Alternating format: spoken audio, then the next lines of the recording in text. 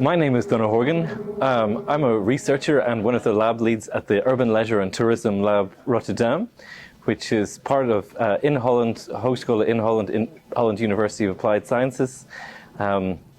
We have a living lab based in Zuidplein, which looks at opportunities in new urban tourism that can create socio-spatial equity for communities. I'm very lucky to have been introduced to and working with Jan van der Vulde and colleagues in Gemeente Rotterdam over the last few years. And this is very much around taking some of the policy ideas that are happening in the gemeente and bringing them into our lab and allowing students work on some of the wicked challenges that exist in our society through the lens of tourism. The gemeente have a very ambitious plan for many parks from north to south of the city. But these are questions of governance, ownership and participation. Who will use these parks and what needs do they have? It's important for us as public servants, as those who are working with local communities, to understand what their needs are. We encourage our students to do qualitative research deep in these communities to understand how it is that they will use parks. What kind of green spaces do they need?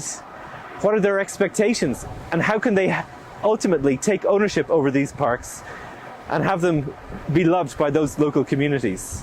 By using tools like the Stoepwandelingen and our place-making and exploration tool, we can help students take a place-based approach to how they understand the opportunities that exist in Rotterdam Zuid and elsewhere in the city.